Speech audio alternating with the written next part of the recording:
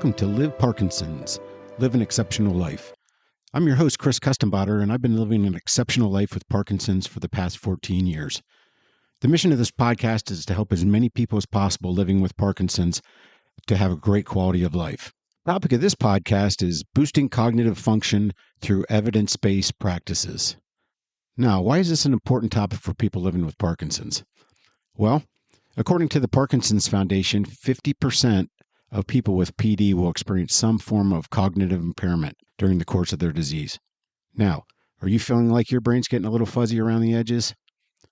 Join us where we discuss evidence-based strategies to help you rev up your cognitive engine and sharpen your mental edge.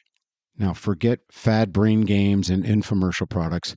We're diving deep into the science-backed strategies that really work. What we're going to cover is exercise, and we'll talk about unleashing your inner fitness guru and discover how movement can turbocharge your thinking. We'll talk about brain training. Is it fact or fiction?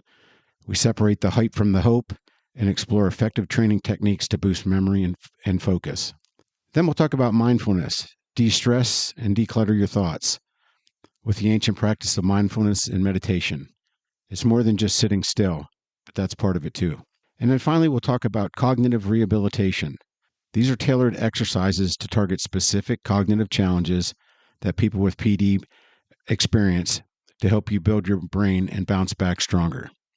So, you're ready to outsmart your forgetfulness and unlock your brain's full potential? Join us on today's episode and start your journey to strengthen your mind and cognition.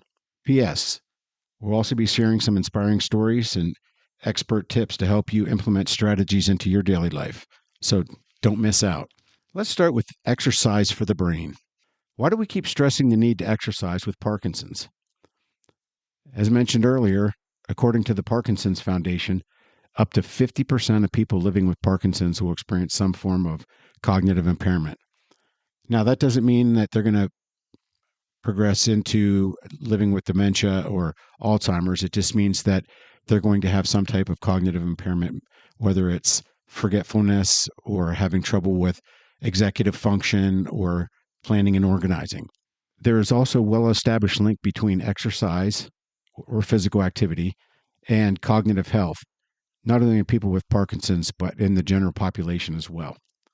The Centers for Disease Control and Prevention's Division of Nutrition, Physical Activity, and Obesity has published an article called Physical Activity Boosts Brain Health from February 24th of 2023. And then in this article, they state that physical activity can help you think, learn, problem solve, as well as helping to improve your memory and reduce anxiety and depression. Now, when they talk about physical activity, that doesn't necessarily mean you have to go to the gym and sweat and be sore. It could be walking with your friends. That's a type of physical activity. Or if you're out gardening, that's another type of physical activity that you can do. They also note that physical activity can reduce your risk of cognitive decline, including dementia. And then in another study in preventive medicine from 2015, they found was that cognitive decline is twice as common among adults who are inactive compared to those who are active. So that's another reason that we always stress the importance of exercise in your Parkinson's journey, because exercise is going to help you with your cognitive function and cognitive abilities.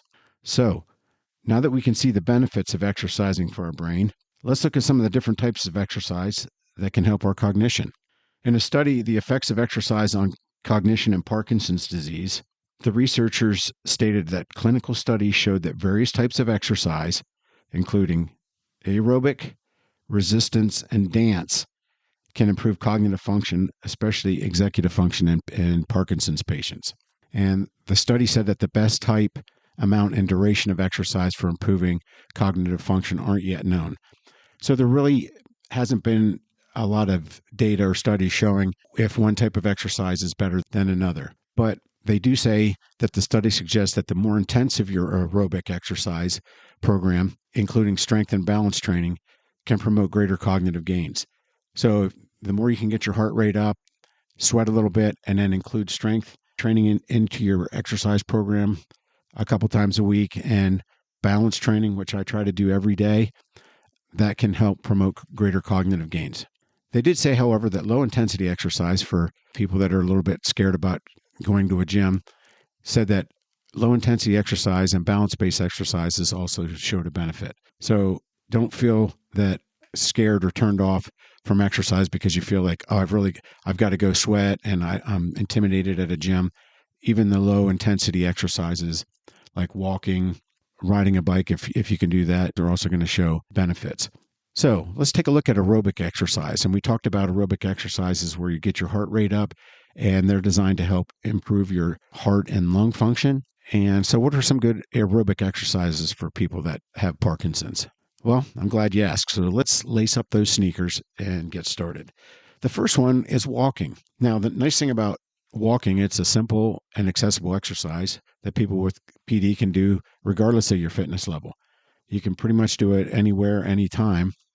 And if you're just starting out, it's no problem. Just start slow and gradually build the time and the distance that you go. Walking has been shown to improve cognitive function and memory. So slip on those tennis shoes, grab a friend, and hit the pavement or hit the nature trail because it's going to help you with your cognitive functioning. Now, once you come back from there, if you're interested, you can slip on the bathing suit and go to the pool because the next is swimming. Now, swimming's a low impact exercise that's easy on the joints. That's one of the benefits. And swimming is a good option for people with Parkinson's who have difficulty with their balance and their coordination. Low impact water classes are also a great option. So if you don't feel comfortable swimming laps or maybe treading water in the deep end with some flotation devices and other things, take one of the water classes. There's a lot of great options. I know where I go to the gym, there's a Tone and Fit, which is a nice low impact water exercise for people, and it's great for people with Parkinson's. Now, swimming has been shown to improve your cognitive function, your mood, and your quality of life. Now that we've gotten out of the pool, it's time to grab our helmet and hit the open road because the next aerobic exercise is cycling. And cycling is a good way to get cardiovascular exercise and improve your coordination. Now, if you are at a point where you cannot balance on traditional bike, not to worry because stationary bikes can be a good option for people with Parkinson's as well who have problems with their balancing on a traditional bike. And one of the reasons you want to consider cycling is it's been shown to improve cognitive function, motor skills, and the quality of life for Parkinson's patients. We're done cycling, we go home, we decide we're going to dig out the dancing shoes and hit the dance floor. That's another great type of aerobic exercise because dancing is a fun and engaging way to get exercise while improving your cognitive function. So when you're out on the dance floor, whether you're learning ballroom dancing or doing the tango or whether you're doing a Zumba class, any type of dancing, it's a fun way to get your exercise. And sometimes you don't even think that you're exercising because you're having fun dancing. And dancing has been shown to improve your memory, attention, and your executive function, meaning it helps you prioritize, organize things as well. And then finally, as the day winds down, you want to calm your body and mind. Try Tai Chi. Now, for those of you that aren't familiar with Tai Chi, it's a gentle form of exercise that combines movement and breathing, and a lot of times will include meditative practices as well. Tai Chi has been shown to improve your balance, coordination, and quality of life. Now, I've done Tai Chi, and it's a great exercise for balance. You do slow movements, gentle movements, so it works on your fluidity as well. So if you're looking for a way to calm down and relax, but still enjoy a great type of exercise, I would highly recommend Tai Chi.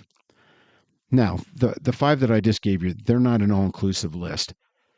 And the key is, if you listen to some of my earlier podcasts, is if you're going to start an exercise program, number 1 is review it with your healthcare professional to make sure that it's appropriate for your current medical condition. And once you get approval from your healthcare professional, remember to pick activities that you enjoy, because in order to continue staying active in an exercise program, you have to do things that you like to do. So, for instance, if I don't like to swim, I'm not going to force myself to swim. I'm going to pick activities that I like to do. So Make sure you pick things that you enjoy, and then that'll help you make it part of your daily routine. And then also start slowly and then gradually build into it. Now, besides aerobic exercises, be sure to include strength training. A lot of times we think, oh, strength training. I have to go to the gym, and you see the commercials for one of the nationwide gyms, but I pick things up and put them down. So a lot of times people, especially with Parkinson's, might be intimidated to go to a gym or a fitness center because they think they have to try to compete with people that are in there lifting weights and doing strength training.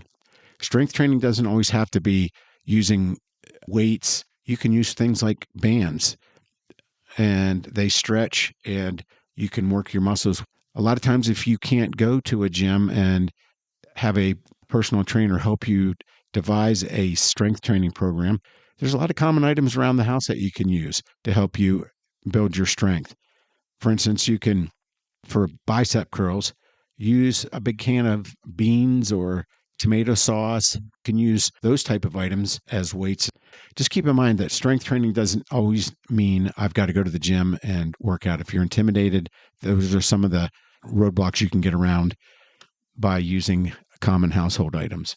But what strength training helps you do is it helps you improve your muscle strength and balance, which are going to help you in your daily activities. But again, just remember to pick things that you like and then ask a certified trainer or your healthcare professional for help in developing a strength training program that's going to meet your needs. They'll be more than happy to help you. And then I try to do strength training 3 times a week in addition to aerobic exercise. So it's a great add-on, and it's going to, again, help me with my muscle strength and my balance. And then also include into your exercise program balance exercises. Now, this is something that I do every day, and I've got a series of 5 different exercises I go through. Ask either a physical therapist or your healthcare professional or a certified trainer for some balance exercises, and they'll be more than happy to help you out. But what balance exercises are going to do is help you improve your balance so that you stay upright and prevent falls, because falls are what put people into rehab facilities. The ultimate goal is to prevent falls, and balance exercises are a great way to do that. So now that we've seen some of the exercise benefits, let's talk about brain training. Is it fact or fiction? Can you really train your brain? Well, let's start by looking at brain training games and apps that are on the market to help you improve your cognition. Now, the nice thing about brain games is they're going to help us to maintain our cognitive abilities, and they don't have to be expensive or require lots of time to set up and play. In fact, there's a lot of these games that are simple and are games that we often played while we were growing up. So let's take a look at some of the chart toppers for brain games, and let's channel our inner child and explore some of the games that are going to help us with our cognitive function. And this is all based on science. I've reviewed a number of different studies and read some articles from neurology practices. And these are games that they recommended either in the studies or in journal articles. And the first one is chess and checkers. Yep, that's right. Believe it or not, these 2 games hit the trifecta of benefits. They use your memory to remember and recall the rules, like which direction pieces can move in both chess and checkers. Now, if you think of chess, the knights can move in an L shape, bishops move at a diagonal, pawns can only move forward or diagonal if you're taking another piece. Rooks can move vertically and horizontally on the board as well. So, and then the same thing with checkers. You have to remember which way the checkers go. And then you have to also remember what king me or checkmate mean. And they also involve strategy. So especially, well, both chess and checkers, you have to have a strategy to try to beat your opponent. And then you have to use your body physically to move the pieces. So that's where I'm getting the trifecta. So it's going to help you with your memory, your strategy and strategic thinking, and it's going to help you move your body as well. All right, the next one is memory and matching games. Now, these can either be electronic versions or the old standby and card format. And these games require you to remember where similar cards or to make either pairs or groups of three, and they help increase your attention span. Go to most retail stores, and if you're the type that doesn't want to do it on the computer, and just pick up a pack of the memory game. It's fun, and it's also going to help with your cognition. And then the next is trivia games. Who hasn't played trivia games? These are some of my favorites, and they can range from the old reliable Trivial Pursuit for those growing up. And I think it was the 80s, 90s, and early 2000s. Trivial Pursuit was really a big game, and where you tried to collect pieces to complete your pie. And they had topics ranging from science and nature, entertainment, history, geography, sports. And then once you wanted to be the first one to fill your pie with the little pieces based on answering questions.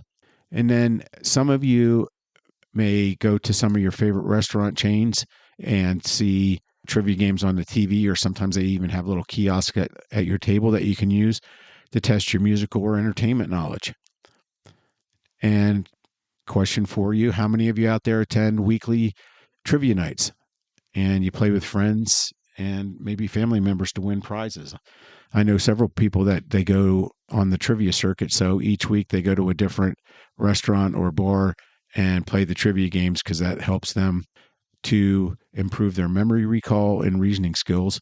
And it helps us to narrow down our choices as well and come up with the correct answer. So a lot of times in some of the trivia games that you'll see on the TVs, they'll start to eliminate answers to help you narrow it down. But the idea is you want to be able to try to narrow it down yourself. So trivia, whether it be history, science, nature, geography, or whether it's just music trivia and entertainment knowledge, it's just a great way to strengthen your cognition and have a fun time at the same time. The next are reflex games. You're probably thinking to yourself, what's he talking about? What are reflex games? Well, how many of you played the game Simon? Now, for those that haven't, Simon's an electronic game, and it comes with 4 color pads. It's red, yellow, blue, and green. And it's an electronic game, so when you turn the game on, the color pads are going to light up in a particular pattern, and they start off slow. So it'll go through the first pattern, and then you have to, as the player, push the pads in the order that they lit up. And then if you get the pattern correct, then it gives you another pattern. And then at the more patterns you get correct, it continues to get faster, and the patterns become more complex. And then finally, Simon beats you if you miss one of the patterns, and then you have to start again. But it's a great way, if you haven't played, to give it a try. And it's a game that a lot of us played growing up, and it's a good example of a reflex game. And another one is a good example of a reflex game. We played this as kids, is Simon Says. And if you've never played Simon Says, you have a leader, and the leader is going to say to do some type of activity or movement. So they may say, cut your nose and tap your belly. But you only do that if they say Simon Says. So if they say, scratch your head, and you do it without them saying Simon Says, then you lose. So these are some examples of reflex games, and they're great because you need to use both your mind and your body together, and that can help you maintain your coordination. And then another is charades or Pictionary. So whether it's acting out an answer or drawing an answer, these 2 games both require you to think on the spot, and they can help strengthen your vocabulary retention. And they're great games for maintaining social connections with friends and family. Now, I know my sister-in-law will probably kill me for this, but I'm going to use it as an example anyway. Years ago, probably about 25 years ago, when I first got married, we were over at my in-laws and we were playing Pictionary. My sister-in-law was on my team, and it was her turn to draw. And so that the rest of us in our group could guess what it was. She said, I can't draw it. And I said, sure you can. You just, do your best and we'll try to guess. And she said, I can't. And I said, yes, you can. Just, do the best you can. And finally she said, I can't. I don't know. I don't know what the word is, and I don't know how to draw it. And I said, okay, well, let me see it. And she showed me the word, and I said, well, what's the word? And she said, shiver. And I said, shiver? And then I looked at the word, it was shiver. So we all got a good laugh out of that, and we still laugh at that today. But that was an example where we were playing Pictionary and having a good time. So Pictionary and charades are going to be another great option for you as well. And then for those of you that like vocabulary and like words, Scrabble is another great way to help formulate words quickly and remember how to spell them. It's the old classic board game, and it's a great way to strengthen both your written and your oral vocabulary. At the same time, you're having a good time with friends and family. So again, it's going to give you a lot of benefits too. So helps you with your written and oral vocabulary, and it's together with that social interaction, which is a key to helping us maintain a great quality of life. Now, for those of you that love technology, let's look at some of the chart toppers for brain training apps. The first one is CogniFit, and it's an interactive mental tool that uses software and a proprietary scientific technology to show you games that test your memory, your executive function, and concentration. Now, this app also includes mental tests and activities that are designed to test your reasoning and intellect. So if you download CogniFit, it'll give you a little test up front just to see what your baseline is. And then it'll show you different activities based on baseline. Now, I have a friend in the Momentum Parkinson's class that I participate in, and she said that she uses the CogniFit app every day to help her stave off dementia because her mother had dementia, and she said dementia runs in her family, so she's constantly doing brain games. And she said the games can be challenging, but she enjoys the app. And it's available on Google Play and the App Store. And I believe it's free to download, but there is a charge if you want to access some of the more advanced features. Now, the next one is Luminosity, and this is a brain training app, and it's used by over 70 million people globally. And the app has over 50 games designed to give your brain weekly mental workouts. So as you play, the games are adjusted to your individual characteristics and modified to present varied mental games, so you're continually challenging your brain. And again, that's available on the App Store and in Google Play. And I believe that's a free download as well. And then another one would be Word Search Colorful, and that's free and provides users with a variety of riddles. And as the name indicates, you do word search, and it has hundreds of puzzles to challenge you, some of which are time-based. And if you want the additional challenge, some of them are time-based to help you increase your focusing on your cognitive function. And then the next one is Brain HQ. And Brain HQ has multiple exercises that test users' cognitive skills in the areas of memory, attention, orientation, and speed. And it was developed by a group of international neuroscientists. Now, while web-based training games and apps are a convenient and a good way to boost your cognitive function, there are some limitations that I wanted to share with you. The first is personalization. A lot of the web-based apps usually offer standardized training, which might not address your specific cognitive needs, and not all of them are targeted towards people living with Parkinson's as well. Secondly, limited skill development. Some of the games and apps may be fun and engaging, but only focus on specific skills like memory or attention, and don't address other skills like executive function or reasoning. Another issue or limitation with some of the apps and games is staying motivated. Now, since most of these games are played alone on either a computer or a tablet, and it's hard to stay motivated to keep playing when you're playing by yourself. And if the games become too challenging, then a lot of times people will quit because it just gets to be too stressful for them. And then number 4 is technical and dexterity issues. A lot of people have dexterity issues with or limited access to technology, but one of the big ones is dexterity issues where they have trouble either pushing the buttons or moving their fingers to reach some of the keys and buttons that they need to push. And then finally, cost is some of the apps come with a subscription and or fees, whether it be a monthly or yearly subscription, or you have to pay a fee up front to get access to a lot of the components of the app. And then the last one is the learning curve. Some apps may take too long to learn and they're too complex, and they're going to cause us to get frustrated and not want to do cognitive games. So keep those limitations in mind if you want to get into using web-based games or apps. Okay, now that we know what games to play and to help each other with our cognitive abilities, let's turn our attention to the third piece in helping us improve our brain power.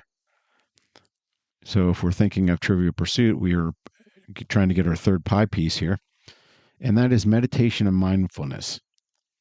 Now, you probably heard both of these terms, but aren't really sure what they mean. Are they the same or are they different? Well, that's a good question. So let's look at the two terms and then we'll start with meditation. Now, meditation is a formal practice where you train your attention to focus on either a specific object, a thought, or a sensation. And when I say sensation, it may be focus on your breath or focus on your toes, or that would be a sensation. And it could be a mantra that you repeat as well, or even a physical sensation like feeling your feet on the ground.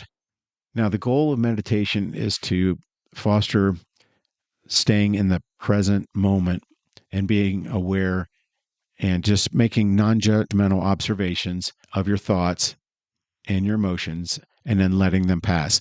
So when you're meditating, you may have thoughts that come into your head.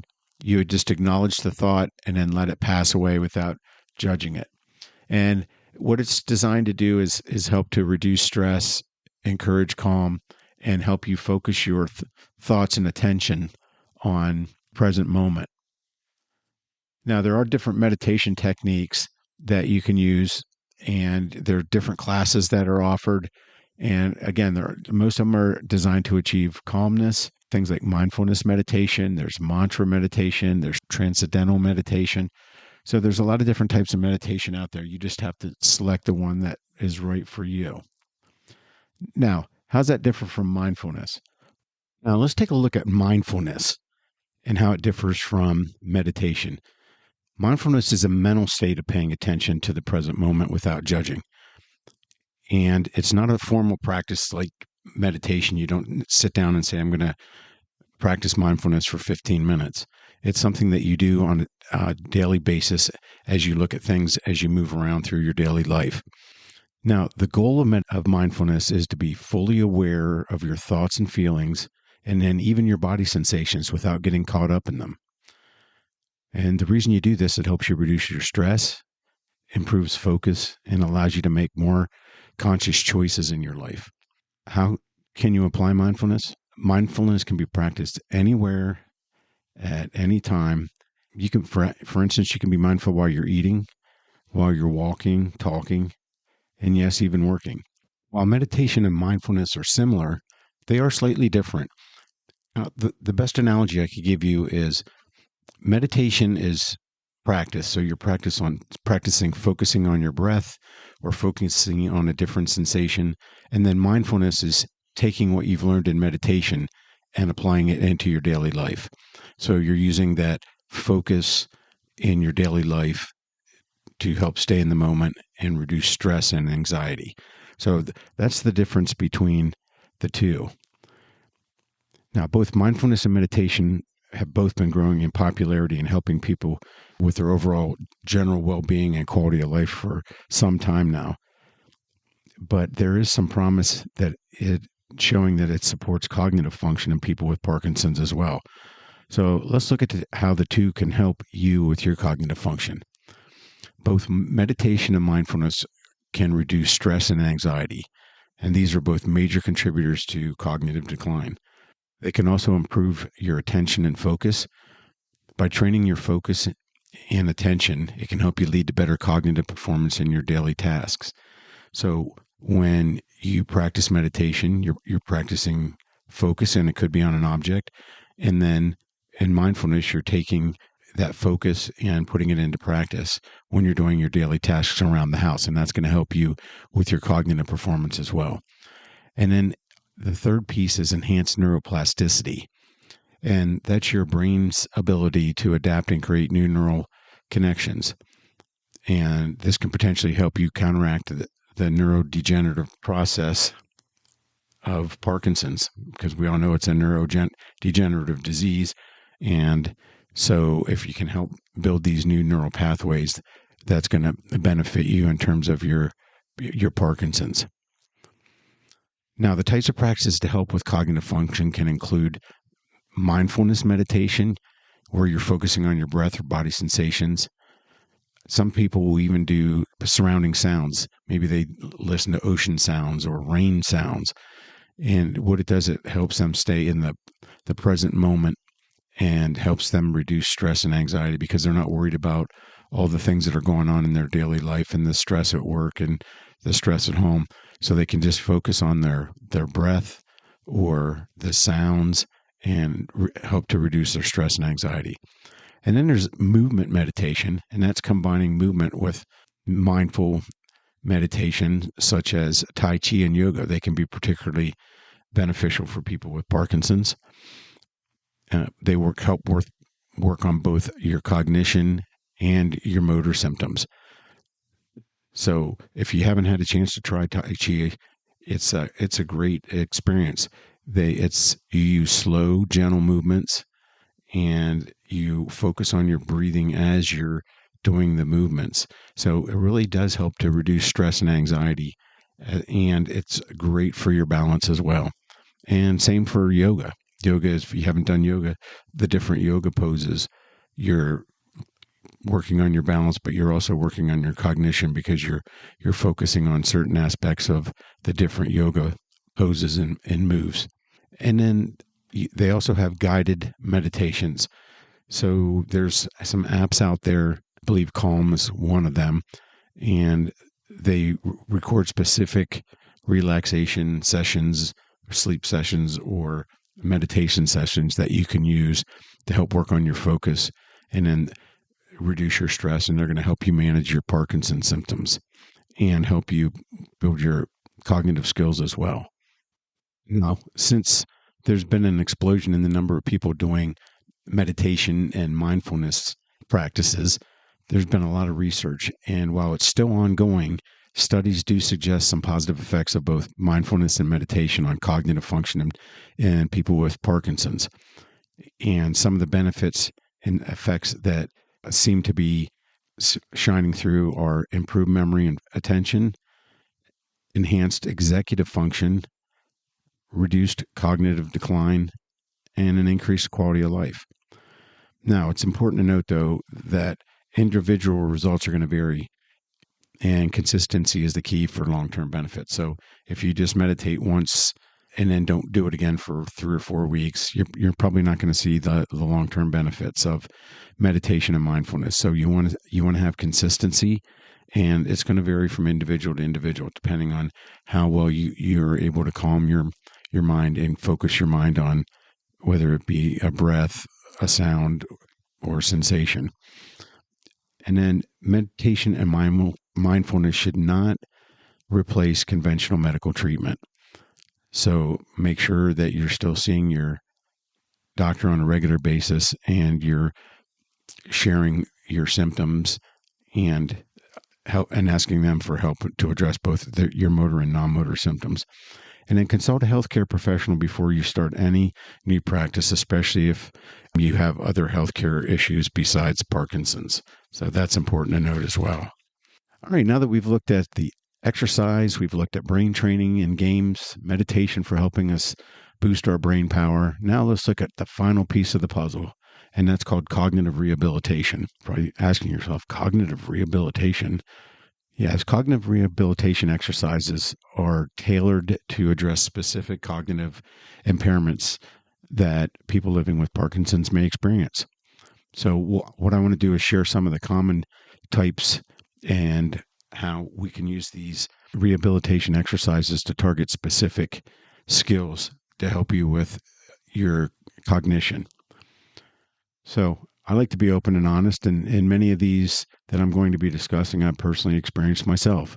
Most, if not all, I would say. So I'll be discussing these and the exercises to help address them, and talk a little bit about how they benefited me, and hopefully they can benefit you as well. All right, let's start with the first rehabilitation exercise, and that's attention and working memory. So, what exactly do these terms mean? Well, attention's your ability to focus your mental resources on a specific object, thought, or activity that you're doing. And it allows you to take and process the information and filter out all the distractions. So when you go to a concert, for instance, you're focused on watching the guitarist play, you don't see the drummer or anything else because your attention is focused on that particular player in the band. That would be a good example. And there are three different types of attention. There's selective attention, and my wife will probably say that I have selective attention.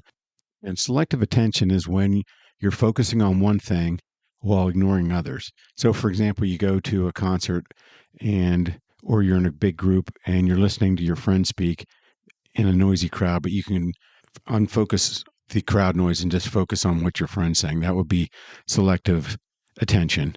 And that's why I think my wife would say I have selective attention, because when she's asking me to do things, sometimes I lose my focus or attention, if you will. The second type is sustained attention, and that's when you focus on a task for an extended period of time. So, for instance, you go to a speech or a lecture and you're listening to somebody talk for 45 minutes. That would be an example of sustained attention. And I would have trouble doing that myself, because usually after about 3 to 5 minutes, my mind starts to wander and I'm thinking about other things. So I would have difficulty with sustained attention. And then the third type is divided attention. And that's when you can attend to multiple things at one time. So you're driving and listening to music would be an example.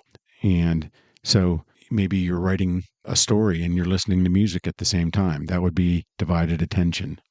Then working memory is the temporary storage and manipulation of information. So you can think of working memory as the RAM on your computer. So meaning, if you're not familiar with what RAM does, it only lets you do and process so much information at a time. If you have a certain low RAM in your computer and you're trying to run too many different programs, your computer usually freezes up. So that's what the difference is. So working memory is like the RAM on your computer. It's only going to allow you to process so much information at a time. And working memory plays a key role in how we learn and comprehend. It helps us hold on to instructions and learn new things. It's also involved in reasoning and problem solving. So when you're sitting down and you have a riddle or you have a problem that you need to solve, you're going to have to rely on your working memory for that. And then language processing. Working memory is going to help us understand both spoken language and written language. So they're important pieces of the pie. So some of the tasks for helping with attention and working memory are dual task training. And that's where you do two tasks or two exercises at one time. I just recently posted a YouTube video on dual exercises for cognitive function. And in the video, I talk about combining different cognitive activities with, like, counting backwards, saying the months of the year backwards, counting forward, spelling forward and backward while you're doing exercise. So you're doing two different things at one time. And then, so if you get a chance, check it out at Live Parkinson's on YouTube, and you'll be able to see what I'm talking about with dual task training. And then memorizing sequences and visuospatial tasks. And those are where you're tracking different objects on the screen. So attention and memory, working memory are going to help you memorize sequences. So when we talked a little bit earlier about the memory game. You can say, I remember what the sequence is, or I remember where this is. And these exercises are going to help you target the following skills. They're going to give you sustained and divided attention. it's going to help you with your information processing speed, and it's going to help you with your working memory capacity as well. So dual task training or working on different sequences. So for instance, if they give you a list of 10 different objects and there's 3 different categories, you might be able to sequence those in your head and to help you remember and say, oh, that's right, there's 3 pieces of furniture, there's 3 modes of transportation, and there is 4 colors. So that's a way to help you sequence and remember. Another type of rehabilitative exercise is executive function. And that's the ability to plan and organize your tasks. And again, I have problems with this. I used to be fairly good at it, but now I have to walk myself step by step through things in order to work through them and remember them. But these are tasks to help improve and maintain executive function, include things like brain teaser games, like riddles or logic puzzles. So, for instance, if you go out and you get a book, or you go online and just search under riddles and do those. And then there's also logic puzzles where you have to solve using your logic to come up with the answer. Sudoku, where you're using numbers to solve the puzzle. That's using your logic and reasoning. And then there's what they call embark exercises, and they involve memorizing sequences of letters and numbers, and then also trying to identify patterns within those letters and numbers. I know a lot of times when you go to take a memory test, when you go to see your healthcare professional, they'll have where you have to connect the dots, and it'll go 1A, 2B. Those would be sequencing.